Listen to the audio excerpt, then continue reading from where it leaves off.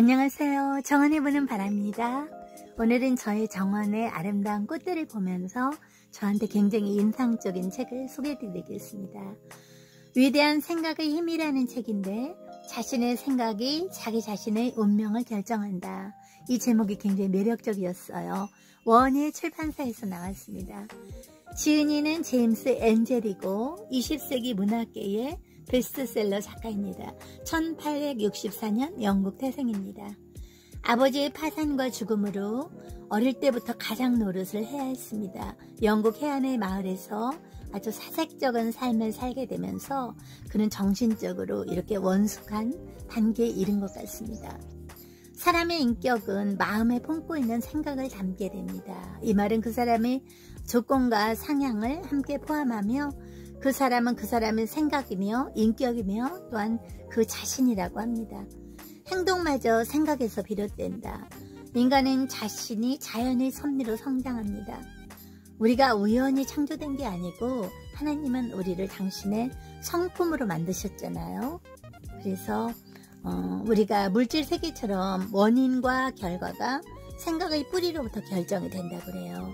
그래서 신을 닮은 숭고한 인격은 우리가 우연히 얻어지는 게 아니고 옳은 생각을 꾸준히 하려는 노력에 의해서 얻어지는 대가라고 합니다. 그래서 천박하고 야만스러운 생각을 하는 사람이 없이 그 마음속에 악한 생각의 결과라고 해요. 요즘에 왜 강력한 사건의 판결들이 막 흐지부지 하면서 말도 안 되는 판결로 나오는 경우가 있잖아요. 지은이는 이렇게 말하고 있습니다. 마음속에 간직한 영혼의 생각이 뿌리를 내리고 결국은 행동을 하며 기회와 상황이라는 결과를 가져옵니다. 좋은 생각은 좋은 결과를 맺고 나쁜 생각은 나쁜 결과를 맺습니다. 상황이라는 외부의 세계, 생각이라는 내부의 결정이 결국은 그런 결과를 형성합니다.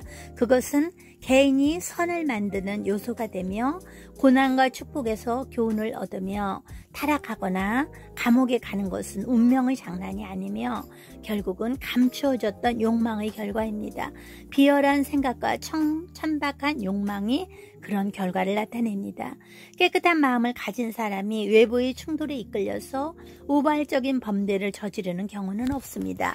사악한 생각이 오랫동안 마음속에서 잠복해서 지내다가 때가 되면 순간적으로 한꺼번에 밖으로 표출되는 것입니다.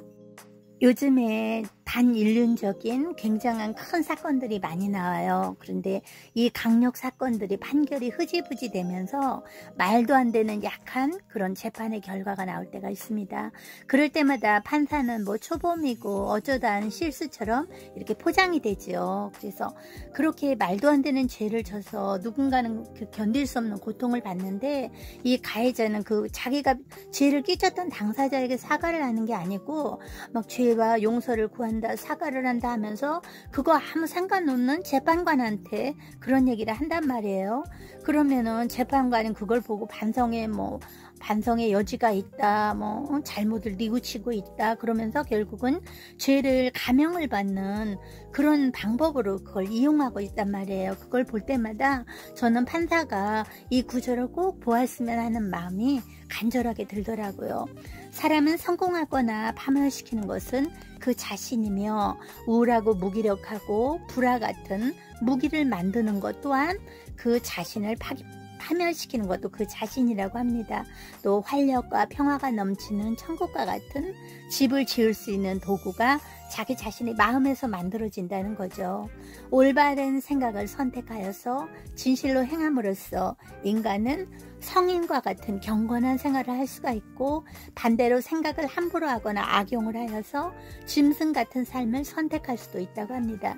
이런 양극단 사이에 온갖 등급의 인격이 있고 그 인격을 창조하여 사는 것이 바로 자기 자신의 선택에 달려있다고 합니다. 영혼에 대한 모든 아름다운 진실 중에 자기가 생각의 주인이며 인격 형성의 주체이며 모든 상황과 주위 환경과 운명을 만들어 나가는 존재라는 이거보다 기쁘고 의미 있는 사실은 없는 것 같지요. 그래서 이것이 신과의 숭고한 약속이며 비밀이라고 합니다. 그래서 인간이 지성과 사랑, 그런 생각을 하는 사람의 주인은 모든 상황에 잘 대처할 수 있는 열쇠를 쥐고 있다고 해요. 그래서 원하는 바를 이룰 수 있고 자신을 개선시킬 수 있고 변화시킬 수 있는 힘이, 그 내면적인 힘이 본인에게 나온다고 해요. 시리에 빠져서 나약해져 있을 때도 스스로의 주인은 역시 나 자신이라는 걸 잊어서는 안 됩니다. 그에 젖어 있으면 자신의 집안을 잘못 다스리는 어리석인 주인 같은 것입니다. 사람의 마음은 정원과 같아서 사랑스럽게 가꿀 수도 있고 황폐하게 방치해 둘 수도 있습니다.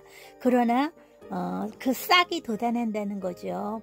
반대로 씨를 뿌리지 않으면 어디선가 잡초의 씨앗이 끊임없이 날아들어서 쓸모없이 정원에 그 씨를 모두 뿌려가지고 잡초만 무성한 황량한 정원이 된다고 합니다.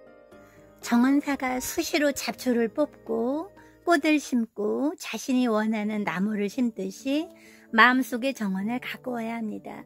그릇되고 무익한 생각을 뽑아버리고 순수하고 아름다운 생각의 꽃과 과실을 계속 길러내야 합니다. 사람이 스스로 외부의 조건이 산물이라고 믿는 한 외부의 환경이 지속적으로 자신에게 고통을 준다고 해요. 하지만 스스로가 창조적인 힘이 있으며 상황과 환경의 토양과 씨앗임을 깨닫게 된다면 그 참된 주인이 나이고 내 운명의 결정을 내가 결정할 힘이 있다는 거죠. 그래서 자신을 정화하고 절제하고 그런 훈련을 계속 쌓는 사람이라면 상황의 변화와 정신적인 변화와 반비례 한다는 거예요. 그래서 정신적인 자신의 단점을 고치기 위해서 노력하고 그로 인한 뚜렷한 결과를 우리가 보면서 그리고 자기 환경을 극복할 수 있는 의지가 거기에서 생긴다고 그래요. 그래서 영혼은 그 안에 은밀히 감춰진 것들을 끌어당긴다. 사랑하는 것은 물론이거니와 두려워하는 것 또한 끌어당긴다. 영혼에 간직해온 원대한 포부만큼은 이루어지고 또한 절제되지 않는 욕망이 있는 만큼 우리는 나락으로 추락한다. 상황은 영혼을 빠지게 하는 수단이며 마음속에 간직한 영혼의 생각은 뿌리를 내리고 결국은 행동을 한다. 그렇게 좋은 얘기가 있어요. 정원사가 잡초를 뽑고 원하는 과일나무를 심듯이 인간은 마음속의 정원을 가꾸어야 합니다.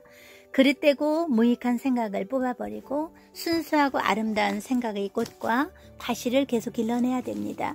사람은 스스로 외부의 조건을 산물이라고 믿는 한 외부의 상황이 지속적으로 그에게 고통을 주게 됩니다. 하지만 스스로가 창조적인 힘이 있으며 상황과 환경의 토양과 그 씨앗이 자기 자신에 있는 것을 깨닫게 된다면 그는 참된 주인이 될 수 있습니다. 자신을 정화하고 절제하고 훈련을 쌓는 사람이라면 상황의 변화는 정신적인 변화와 반비례한다는 것을 깨닫게 됩니다.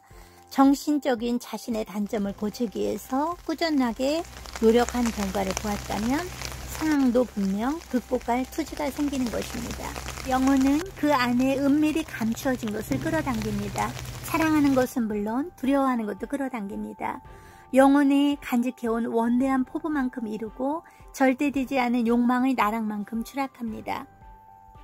상황은 인간의 내면의 마음에 드러나는 결과입니다. 사악한 마음이 없는데도 악의 구렁텅이에 빠지거나 꾸준한 수양을 쌓지 않는데도 훌륭한 인격의 경지에 이를 수는 없습니다. 생각의 지배자이자 사람은 자신의 삶의 주인입니다. 사람은 상황은 개선시키려고 애쓰지만 자신을 개선시키는 데는 소홀합니다. 그래서 우리는 한계에 부딪힙니다. 거대한 불을 쌓는 사람도 많은 희생의 대가를 치러야 됩니다.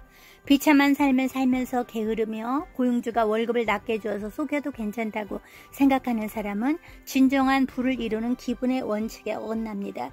이런 사람은 비참한 가운데 살게 됩니다. 선한 생각과 행동은 결국 비참한 결과를 만들지 못합니다. 감사합니다. 정은